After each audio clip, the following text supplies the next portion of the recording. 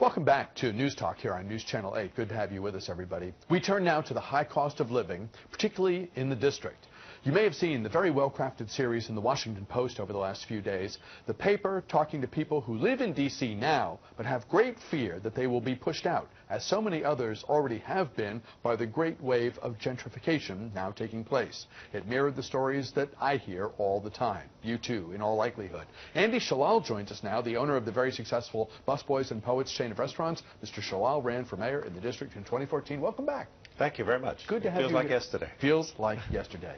To what extent did the series in the Post strike a chord with you? To what extent did it resonate and, as I said a second ago, mirror what we hear if we're in the community talking to folks all the time, the sky-high cost of living and the anxiety it's creating? I think the anxiety is coming from many different directions. The people that are moving here wondering whether they can make this city their home. And possibly not, because it is so expensive to be able to live here.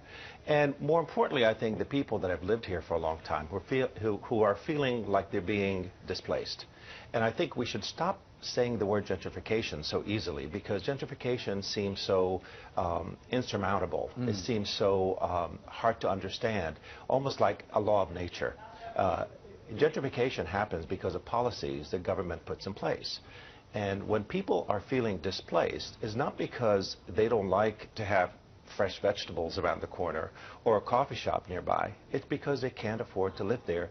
And they've lived there for a long time. They've lived during the worst of times. Now they feel like they cannot be able to enjoy the fruits of of what the city looks like today. And so many people who used to call D.C. home now live somewhere else, not because they decided in a vacuum or in a neutral way, so to speak, that the someplace else was more to their liking, closer to work, better schools or whatever. They were priced out. They were, in essence, forced out by economic forces. It is doubly frustrating for the people that have lived here for a long time, because they say we've lived here during the crack epidemic, we've lived here during the shootings, we've lived here during the worst of times. Now things are getting better. We can't afford to live here.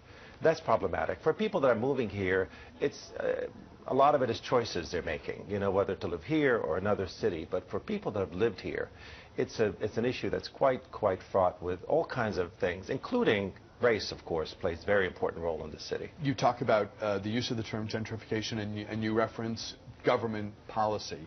In a way, too, I think, and I want to get your, this is a question as well as a statement, there's the market at work.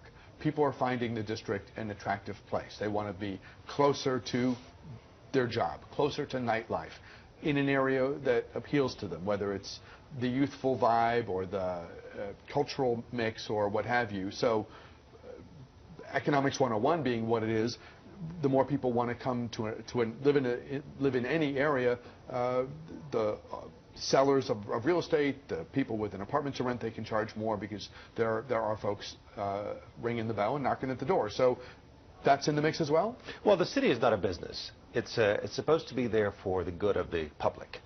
The city has a lot of tricks in its bag. We own a lot of property. We have something called DOPA, the District Opportunity to Purchase Act, which is, it's never been used in the past. It's an opportunity for the district to purchase buildings, turn it over to a nonprofit or a for-profit, mission-driven organization, and be able to have them purchase it from the district and collect money through Section 8 and other ways that they can collect money through the federal government and other housing opportunities. So there are ways that if we really want to preserve the stock of affordable housing in this city, which has dwindled. In the past 10 years or so, half of it is gone. A lot of it has to do with lack of funding that we've done, and I laud the mayor that's here now for putting so much effort and so much money into this issue, because it is so important. She has, committed to reinvest into affordable housing. Recently, there's been lots of land that have been sold that have brought in at least 100 or so units. I know there's a property at 9th and Florida Avenue that was just recently sold to a developer, where included in the sale price was to say If the district was to give this land over at a very discounted rate, then the developer has to build at least 100 affordable units. And by affordable, meaning deeply affordable, 30% of AMI. So if you're making $30,000, one of my cooks can afford to live there, paying only about $700 a month for their rent, which would normally go for close to $3,000. That makes a lot of sense, and I think we should do a lot more of that. Grade the city's efforts over the last decade or so. I'll borrow that because you referenced it. In terms of all the things government policy can do to help people who are here and to push back against whatever the forces are that are driving up the the cost of living to such stratospheric levels, what grade do you give overall if we're looking back a decade? I think if we're looking back a decade, it's a pretty low grade. I think we've finally realized that this is an important issue, and we finally realized that we have to really fund the Housing Production Trust Fund and other funds to be able to make sure that we don't have people on the street. We don't have people being priced out of their homes. I want to have my teachers, I want to have my firemen, I want to have my policemen live in my community. They shouldn't have to live hours away because they can't afford to live in the community that they ultimately serve. You ran for mayor. What was that like, having had success in the business world that I will guess, maybe I could be wrong on this, but I'm guessing that the success you've had with Busboys and Poets has exceeded even some of your most ambitious goals or expectations? Well, I have high goals, so... Yes, I know, and successful people often do. But I mean, it's really been fun to watch, and I know you take pride in the success you've had. But what was it like, having been a success in the business world, to tackle the tough mountain that is politics? Well, it's given me a whole new respect for politicians. I am proud to call myself a politician now. I would never be caught dead being called a politician before. So I think that really does give you a whole new outlook on politics. Politicians, like everybody else in the community, there are good ones and there are bad ones. There are ones that fall, off to the side. There are ones that do very well. So I feel that politics is an extension of everyone's life. We all are impacted by it, whether we like it or not. And I wanted to be in the middle of it. I didn't want to be on the sideline. Are you running next year? I'm really considering running for at-large. I know that I'm thinking about it in a much more sobering way right now because I understand the amount of effort and time that it takes to make it work. And if I'm going to run to win.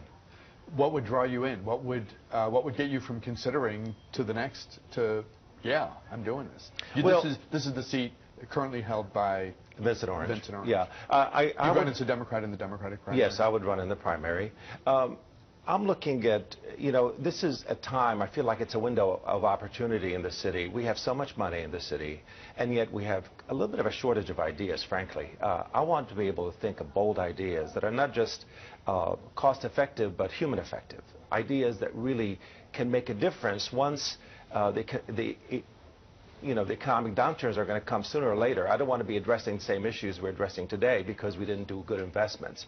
I'm a business person. I understand investments, and I know that you invest when things are good because you want to be prepared when things aren't so good. The old cliche being a picture worth 1,000 words. Some of the photography that went with the Post series that we referenced at the top was upsetting because it showed squalor. It showed, and I don't know to what extent it was, the image that we saw was like the worst of the worst or emblematic of how people live, but your heart breaks for people who are living in that sort of misery. I mean, we're still... It was over the top. It was unbelievable. Yeah, we're still a tale of two cities, really, in many ways. I mean, more so than even some people realize. Yeah, I think a lot more so than some people realize. And certainly when you run for office, you get to go to all 8 wards, you get to go to all kinds of corners, and you see the disparity. I mean, the fact of the matter is that in Ward 3, for instance, we have no charter schools at all. The public schools are great. In Ward 8, it's predominantly charter schools because the public schools are so terrible. So there's a real disparity there. When we talk about health care, for instance, in this city we have one of the highest mortality rates of the developing world for children, for infants. We need to cut that in half. We have one of the highest illiteracy rates. We need to eradicate illiteracy.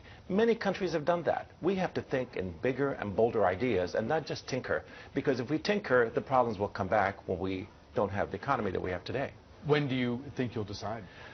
You know, in the next couple of weeks. Come back and announce here. I'd be delighted. Thank you. It's always nice talking to you, Bruce. Great having you here. Former mayoral hopeful, possible council hopeful, and of course the owner of Busboys and Poets, Andy Shalal. Thanks for coming in. Thank you so much, Bruce. Great to have you here. We'll step aside. We're back there with more after this.